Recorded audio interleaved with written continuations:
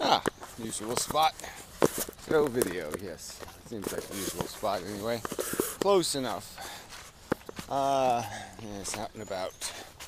So, yeah, see if there's something new. Yeah, something new to say about life. I guess not. So, never mind. Yeah, no, it's just always trying to find a new way to say it. The angle on it. So, I did watch another movie. This one wasn't bad, but you hate to give it any credit because it was a little, yeah, it was just wrong, in so many ways. He went too far, however the right way to put the words are. Well, anyway, I get to it. The cloud atlas thing, and could have been a much more enjoyable movie, you know. Um, had they not, used certain, maybe somebody wrote the book this way, and so they felt an obligation to do it that way. But I mean, all the Arkansas talk or whatever the fuck it was, the whole cannibal thing and the little whatever. Yeah, I could have done without that. And the ending was just so nothing sappy, yuck. And at least for that segment of the ending. But this idea, well, anyway, so yeah, lots of stuff like that. I mean, there were parts of each story that were pick-onable. Some of them were okay. They did them quite well, actually. So yeah, it's just mostly the Tom Hanks parts that sucked. Yeah, funny. Anyway, so it's this theme that I like, this idea of people, it was sort of directly preaching the message, that we are connected, quite directly, in our lives. To, at minimum, the interconnections between, I don't know. See, it's making this more direct connection. So, I mean, the statement goes too far, so I can't use the words it's using and agree with them. But, I would argue that there's a pattern of identity, and that pattern has components that you could put in categories, and there will be many people in the category similar to you. They'll fill the same notches on the form, and the same boxes will be checked in terms of what they are, what they identify with, and what they would, who they would be, if just given the slightest chance to live in your world or near your world, that they would, many of them, fall into this almost an identicalness in terms of how they'll react to you. Love you, hate you, that kind of thing. Understand you. And, that we ought to just get with the program here, that it goes, even if there aren't, every box isn't checked, even if there isn't that kind of real I see you kind of thing happening, where you get people in a complete way.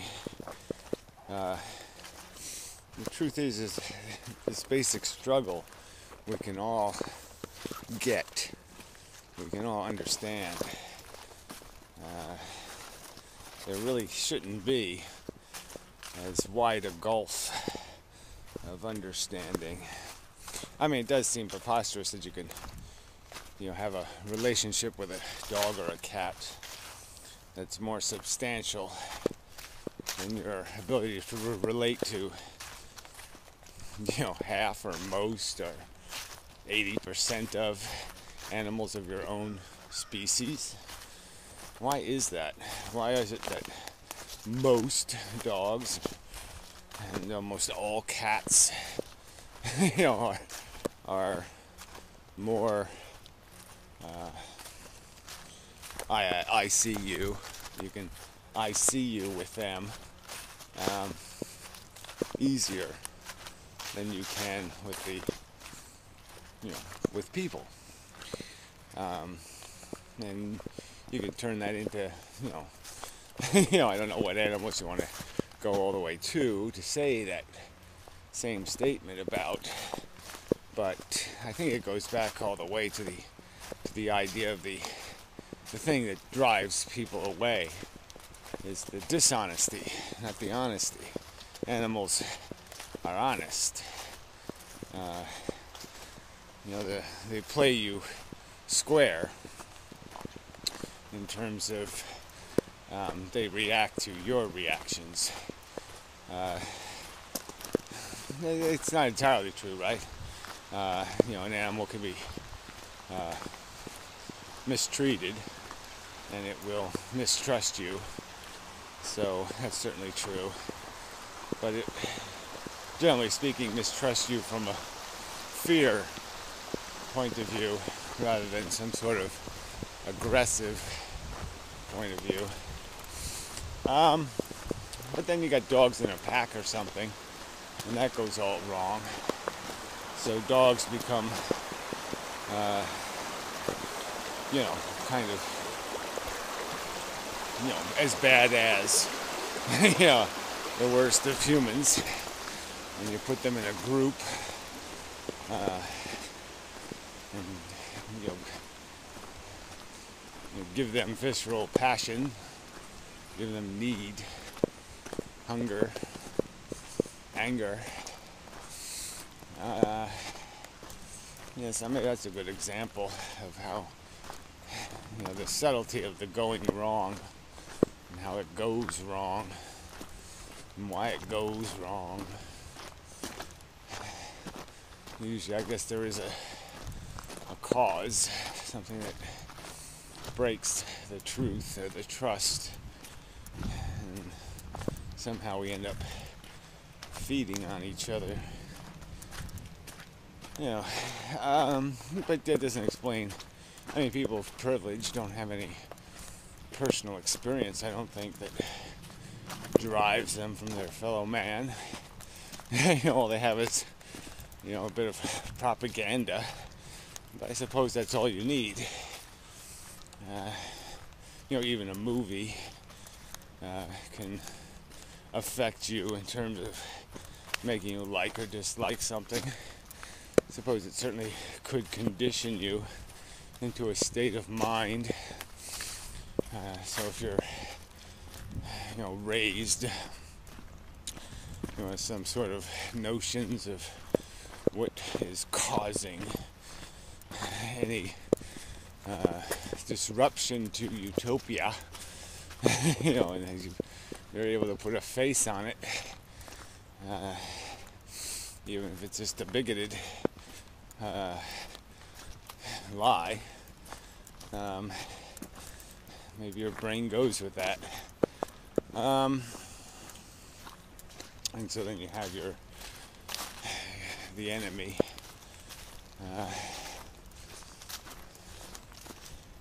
Or maybe it's just the nature, maybe it's just this reversion thing, the dogs in the pack. Maybe you just functionally revert to some kind of animal. Monkey see, monkey do, maybe that's all it is. The rich watch their parents exploit, and maybe that's all. I guess they love their parents, and so they love exploitation. I don't know. It seems like there should be more reason, how people rationalize the cheats exist. But that might be it. Might just be that simple. Defend the home team, and they see these people talking about fairness, as some sort of thieves. The commies are coming. And maybe that's why people were so hysterical about commies. Yeah. So it's just a metaphor for anything that wants to oblige you to account for yourself. Anyway, that's a bit drifting off subject. Don said it was drifting. So anyway, yeah, I like the romantic idea of the movie, of course. But it does illustrate too, for another one of my reactions is it's sometimes it's better to have your day of valor, to die a hero, than to live in mediocrity.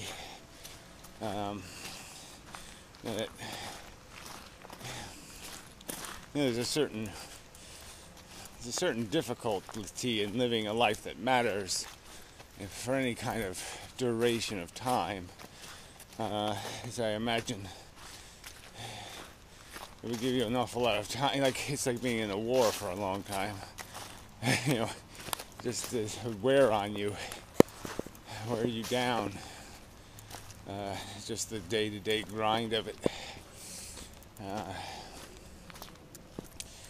Where you could have some sort of resolution and some more complete victory, even if it was just for a day.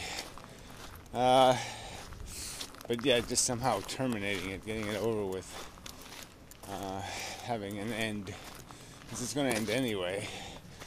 And the longer you drag it out, you're just going to you're going to end it on a weaker note. Bring up music, which is interesting. Yeah, you'll end on a weak note, and it seems preferable, not to go out on the weak note. From a place of fatigue and deterioration. Yeah. So that's just one of those things I sense. I have a feeling about life, in the sense that I don't think I would want to drag it out. But yeah, there's no. It's so easy. It's so easy. It's so hard to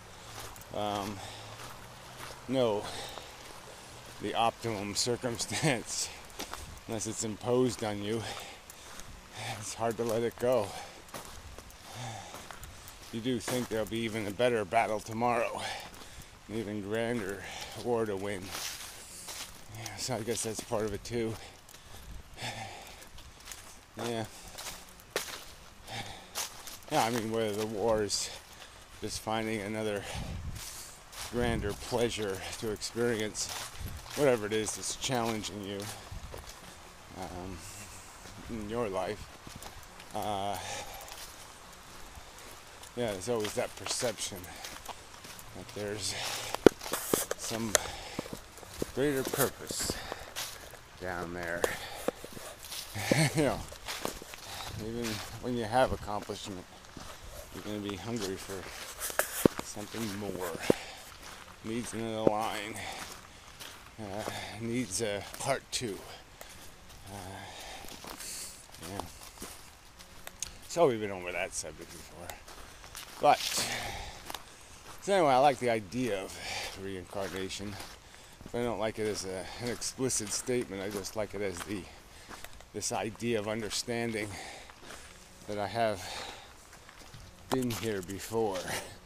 As a consciousness has struggled and fought and maybe felt my wounds, or felt, had a different, maybe the scars were different, but it was the same kind of tired animal, fighting just to get through another day and, do what they can, and that person has lived before, that thing has lived before. And so it's a reincarnation in that sense, a long connection through time, of a certain kind of sense of why, watching waste is it's probably a sense, a feeling that we don't have a word for that. That kind of grief when you see something wasted. Like you saw, 100 years ago, 200 years ago, an orchard burned down or some kind of thing that represented value, and you knew that it would have dire implications that it was gone. It was just waste that ruined it.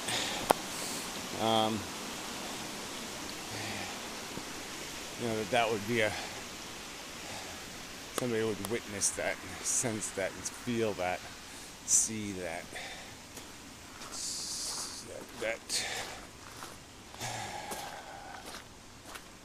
and have that, that lament, the lament. Well, anyway, that's all I'm talking about in terms of reincarnation, is that we relive the struggle and the pain, and that some of these perceptions of this should never have been, there's got to be some way to throw a stick into the gears so the next guy doesn't have to do it, so there doesn't have to be another person who's going to have to remake this statement, re-experience the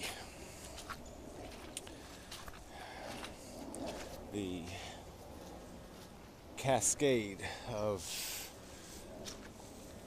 years and months and minutes that have created a awareness that makes it so acute and biting and visceral.